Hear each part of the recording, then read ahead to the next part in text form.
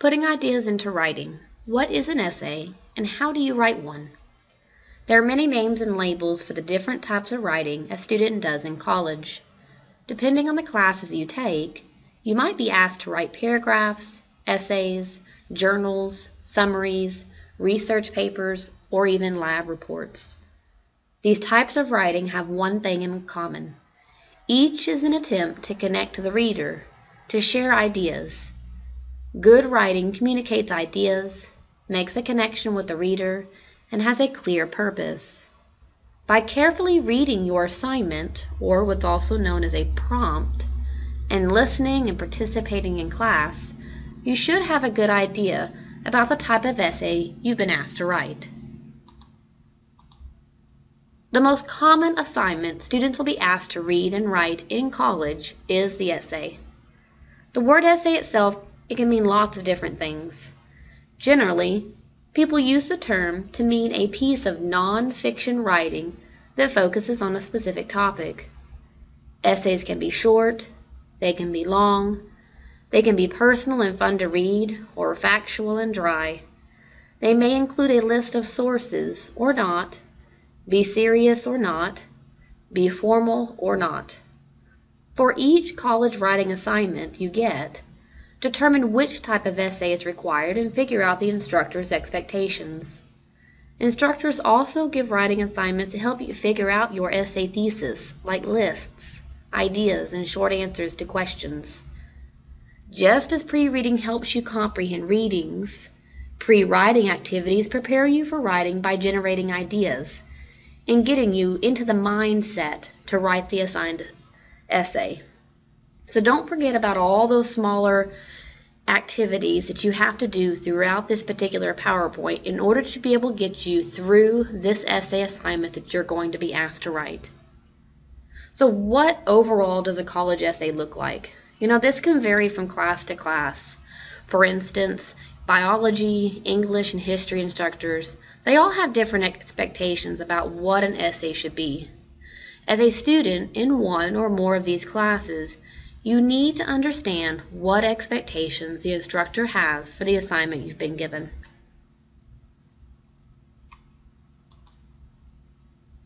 Overall, and in general, most college essays should follow these guidelines for their writing. They should have an introduction, at least one body, and conclusion paragraph. This means they usually have at least a total of 3 paragraphs, but really often they're longer, especially when they involve research. They must have a thesis statement or main idea, which is often an argument or a perspective. They have 1 or more body paragraphs that focus on and develop a single idea or point. An essay is going to require you to involve thought. It's going to require that you involve planning. And ultimately, it's going to require that you revise and edit what you've done. And it's going to require that you give credit when you use someone else's ideas.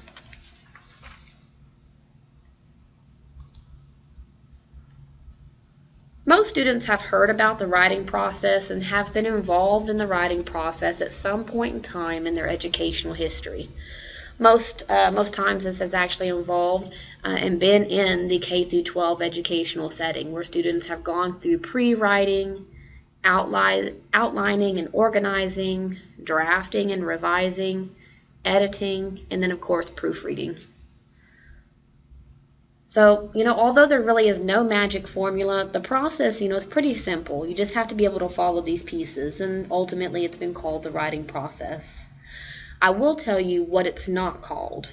It's not the stay up late and write the whole paper the night before and then run into the computer lab and to print it 5 minutes before class. That is not going to be able to get you through an effective essay. That is not by any means going to be able to help students to improve their writing skill. The writing process, it takes time. It goes back to that. It takes thought, planning, and revision. And that does not happen the night before an essay assignment is due. Writing it the night before, it is just not the smart way for a college student to be able to overall review what they need to do, take in what the essay assignment is, move forward to plan, to draft, to revise, to edit, and then overall go into the final draft of an essay. If you are currently doing that, the stay up late and writing the essay in one night, I'm strongly encouraging you that you need to really develop smarter habits of writing, especially as you are evolving your writing skill and improving those pieces, because in all classes that you take for college, you're going to be required to write. A certain percentage of your grade is going to involve you writing. And the only means of improvement is to be able to think of the writing process as a multi-day, multi-staged process that takes time and effort.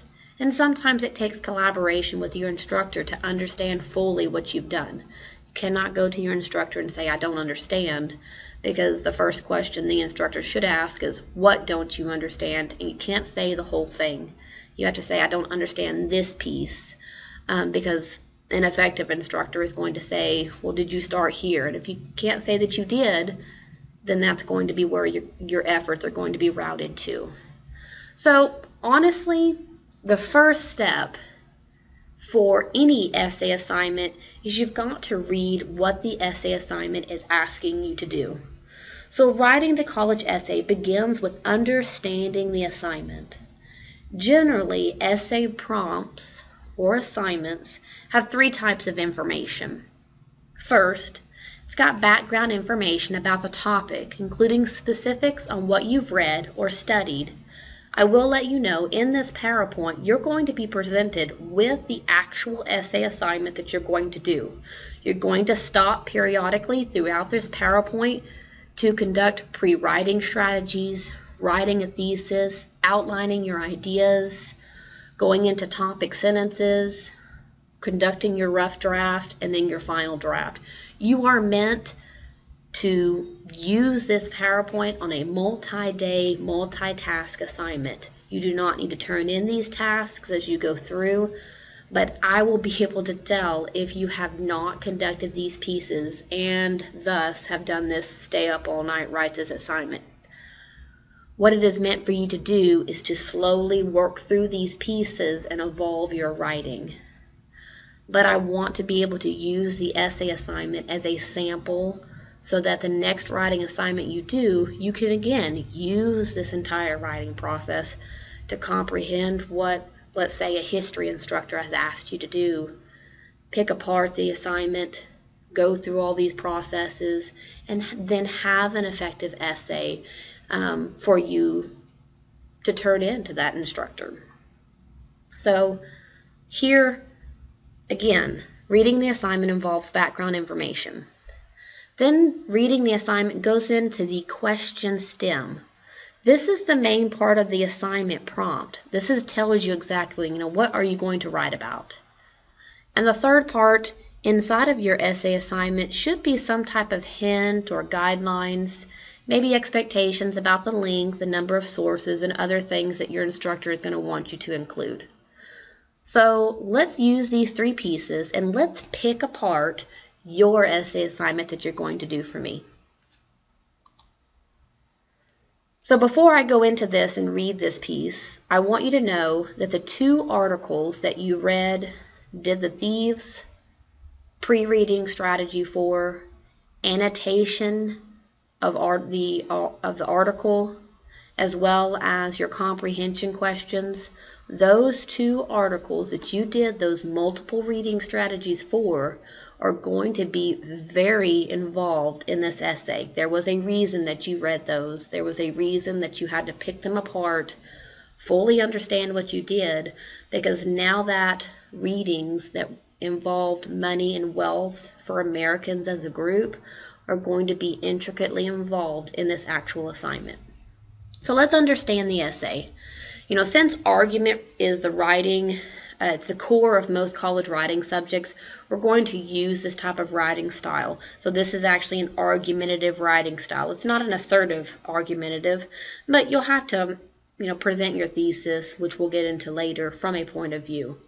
So before you become completely overwhelmed, let me read this and then we'll pick it apart to see, how we are interpreting our essay assignment.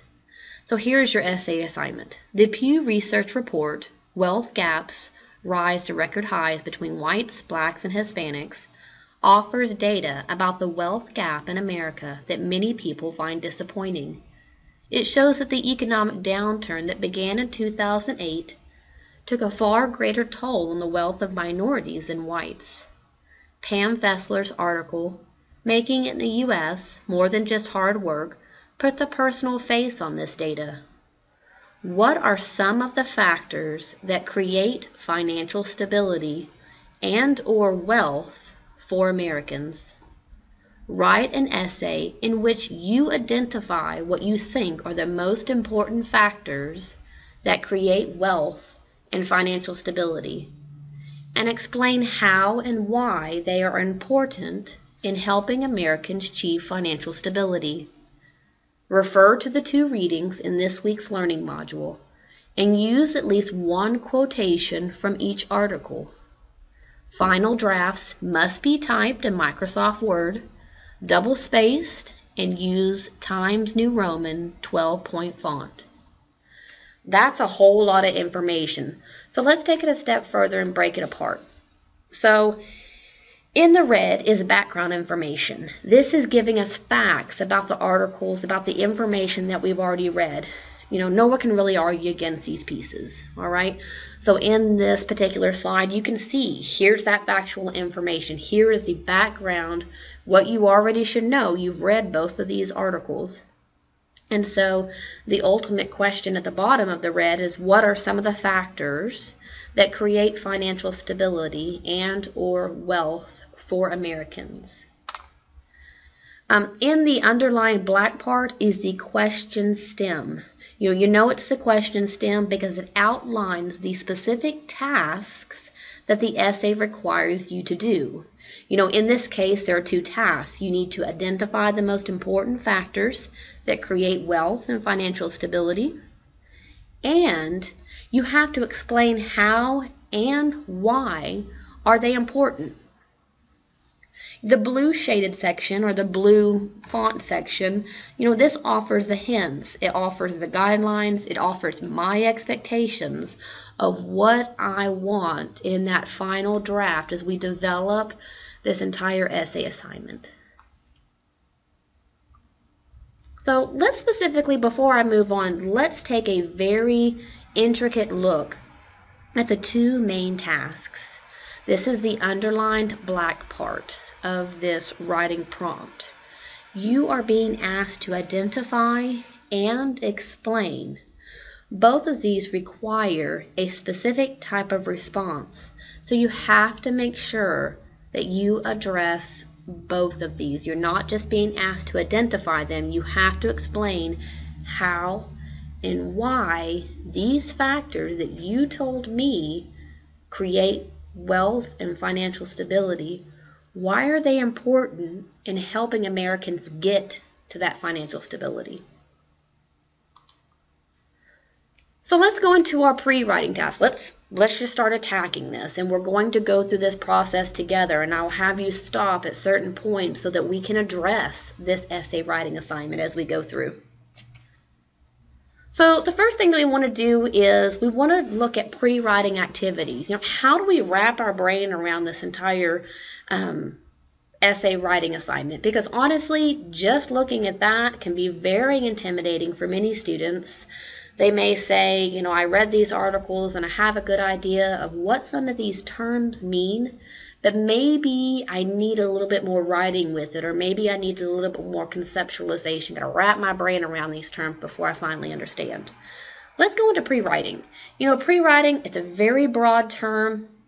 It really applies to all the thinking, doodling, sketching, writing, discussing that you do before you actually sit down and write your first rough draft. So many students say, oh, I never do pre-writing strategies before I start writing a rough draft, when really, honestly, it's probably not true. You actually probably do some doodling or outlining, making a list.